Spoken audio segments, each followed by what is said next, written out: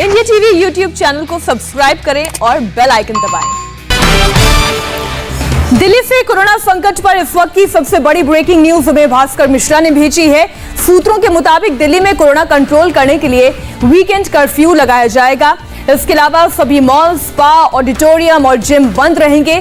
Cinema hall खुलेंगे लेकिन 30% capacity के साथ। इसके अलावा दिल्ली सरकार की नजर इस बात पर भी बनी रहेगी कि किसी भी हाल में दवाओं की कमी ना हो पाए।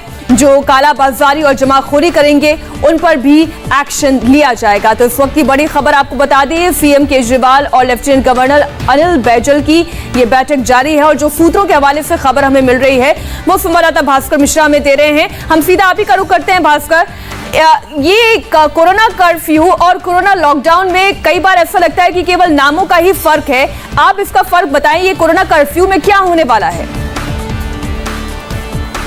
देखिए, सबसे पहली बात मैं एक चीज़ क्लियर करना चाहता हूं। एलजी के साथ जो दिल्ली के सीएम की बैठक हुई थी वो ख़त्म हो चुकी है और दूसरी मीटिंग चल रही है अभी, जिसमें स्वास्थ्य मंत्री और बाकी अधिकारी हैं। उसमें ये फैसला लिया गया है वीकेंड कर्फ्यू के साथ साथ जो सिनेमा हॉल हैं उसकी कैपेसिटी सिर्फ 30% के साथ वो ऑपरेशन करेंगे। इसके साथ मॉल, स्पा, जिम, ऑडिटोरियम बंद कर दिया जाएगा। और पिछले कुछ दिनों में ये देखने को मिला है कि दवाइयों की सप्लाई को लेके जगह जगह से सवाल उठ रहे थे। खासकर रेमडेसिविर की अगर बात करें तो कालाबाजारी के सवाल उठ रहा था, तो उस पर भी ये कहा गया कि सरकार नज़र रखेगी और अगर कोई होर्डिंग करता है तो उसके ऊपर में कड़ी कार्रवाई की जाएगी। जहाँ तक वीकेंड कर्फ्यू की बात है तो वो पूरी तरह से कर्फ्यू लागू रहेगा। इमरजेंसी सर्विसेज के अलावा बाकी सब कुछ बंद रहेगा। ये सिर्फ वीकेंड पे होगा। उसके अलावा जो अधिक संक्रमण फैलने का डर जहाँ है, जहाँ लोग ज़्यादा रहते हैं, मॉल में, ऑडिटोरियम में, इन सब जगहों को पूरे समय के लिए बंद किया गया है। तो अभी तक ये जानकारी सूत्रों के हिसाब से आई है कि वीकेंड कर्फ्यू के साथ साथ जो है बाकी इन सब चीज़ों को बंद कर दिया जाएगा। कर्फ्यू में किसको छूट दी जाएगी और कौन पूरी तरह से बंद रखा जाएगा, इसका एसओपी अभी तैयार हो रहा है। वो उस कुछ देर बाद में जारी किया जाएगा। 1 बजे अरविंद केजरीवाल खुद प्रेस कॉन्फ्रेंस करेंगे, उसमें ये तमाम चीज़ें साफ हो पाएंगी। लेकिन इतना तय है कि एलजी के साथ जो बैठक हुई है उसमें ये तय हो चुका है लगभग कि वीकेंड कर्फ्यू लगेगा। मॉल्स तमाम जितने भी हैं राजधानी दिल्ली में वो बंद रहेंगे। भास्कर, एलजी के साथ मुख्यमंत्री की बैठक खत्म हो चुकी है, स्वास्थ्य मंत्री के साथ बैठक चल रही है। जैसे ही बैठक खत्म होगी तो जो स्टैंडर्ड ऑपरेटिंग प्रोसीजर है जिसके बारे में आप बता रहे हैं कोरोना कर्फ्यू को लेकर, उस बारे में विस्तार से पता चलेगा। कोरोना पर इस वक्त एक और ब्रेकिंग न्यूज मध्य प्रदेश से आ रही है। मध्य प्रदेश के शिवपुरी में मेडिकल स्टाफ की बड़ी लापरवाही की वजह से एक बेटे के सामने उनके बुजुर्ग पिता ने तड़प कर दम तोड़ दिया। शिवपुरी के जिला अस्पताल के आइसोलेशन वार्ड में बुजुर्ग सुरेंद्र शर्मा भर्ती थे। कोरोना पॉजिटिव बुजुर्ग को ऑक्सीजन देने के लिए कंसंट्रेटर लगा हुआ था। परिजनों का कहना है कि देर रात 10 बजे अस्पताल के स्टाफ ने ऑक्सीजन पोर्टेबल यूनिट ही हटा दी, जिसके चलते मरीज की जान चली गई। अगर रात को ऑक्सीजन पोर्टेबल यूनिट को नहीं हटाया जाता तो शायद इनकी जान बच सकती थी। लेकिन रात करीब 10 बजे एक वार्ड बॉय ऑक्सीजन सप्लाई करने वाली मशीन ही निकाल कर ले गया।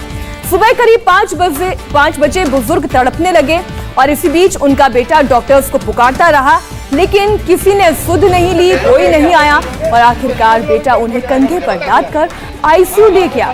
लेकिन तब तक उनकी मौत हो चुकी थी। इस सीसीटीवी फुटेज की तस्वीर आप देखेंगे तो इस लड़के का दर्द पूरा आपके सामने आ जाएगा। बुजुर्ग के परिजनों ने अस्पताल में जमकर हंगामा किया।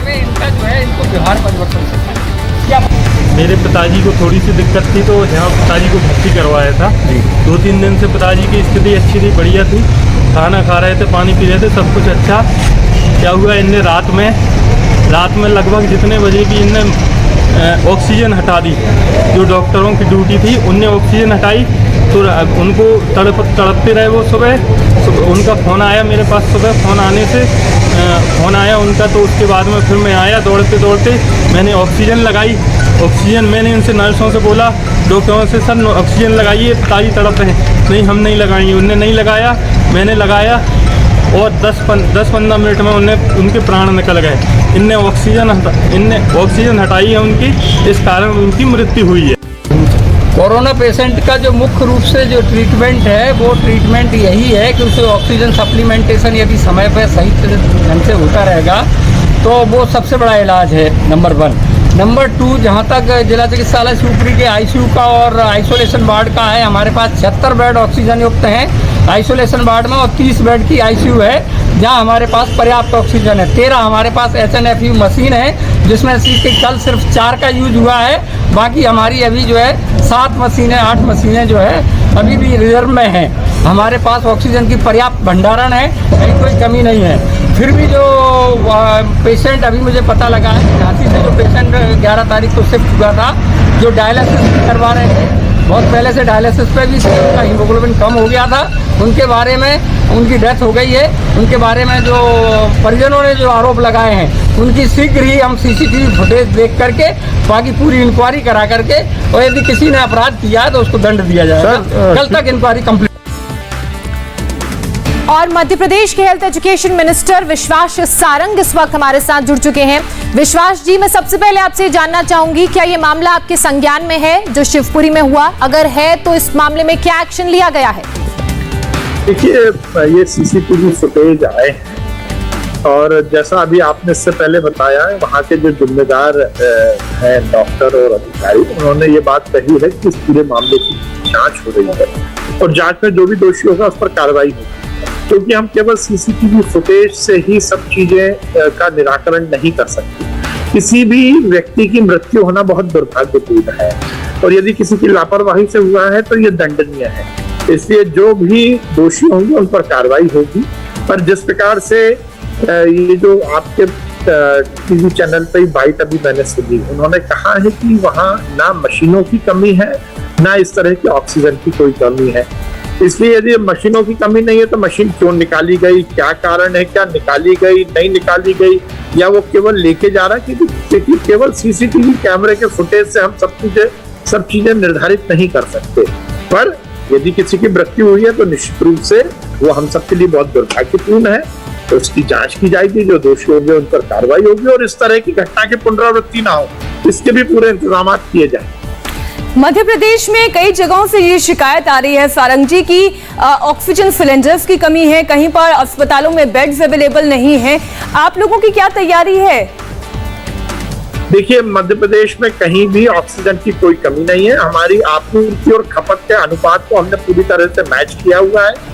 मध्य प्रदेश के मुख्यमंत्री शिवराज जी ने एक अलग से कंट्रोल रूम बनाया है ऑक्सीजन के को पूरी व्यवस्थाओं को देखने के लिए। ये बात सही है कि ऑक्सीजन एक बड़ी चुनौती है हमारे लिए, क्योंकि इस डिजीज में ऑक्सीजन की खपत लगातार बढ़ती जा रही है। पर हम पूरी मुस्तैदी के साथ ऑक्सीजन के आपूर्ति में उसकी खपत को हम कितने अच्छे ढंग से यूज कर सकते हैं, इसका दुरुपयोग रोकने के लिए हम हर स्तर पर काम कर रहे हैं। ऑक्सीजन हमारे लिए चुनौती है, इसमें कहीं कोई शक नहीं है, पर हम पूरी मुस्तैदी के साथ हर व्यवस्था को चुस्त दुरुस्त कर रहे हैं। और केवल ऑक्सीजन नहीं, बेड्स की अवेलेबिलिटी, यदि लेट मी फिनिश आधा मिनट, यदि हम बिस्तर की स्थिति की बात करें, हमारे यहाँ बिस्तर पूरी तरह से हैं। आज भी 60 से 70% ही ऑक्यूपाई है, 30 से 40% बिस्तर हमारे खाली है। पूरे प्रदेश में स्थिति के टेस्टिंग को लेकर, व्यवस्थाओं को लेकर हम पूरी मुस्तैदी के साथ लगे। परंतु संकट बड़ा है, संकट खतरनाक है, संक्रमण लगातार बढ़ रहा है और हम सबको ये जरूर ध्यान रखना चाहिए कि अपने और अपने परिवार को बचाना है तो संक्रमण से दूर रहे, सोशल डिस्टेंसिंग का ध्यान रखें, मास्क पहनें। आइसोलेशन वार्ड्स कितने बनाए गए हैं? अगर हम राजधानी की ही बात करें तो कितने आइसोलेशन वार्ड बनाए हैं, कितनी कैपेसिटी को बढ़ाया जा रहा है? और आप तो कह ही रहे हैं कि ऑक्सीजन की खपत ज्यादा है, उतने ही अनुपात में आप आपूर्ति भी करने की कोशिश कर रहे हैं। कोरोना को काबू करने के लिए और साथ ही सही समय पर टेस्टिंग और ट्रीटमेंट हो, इसका थोड़ा सा खाका आप दर्शकों के सामने रखें।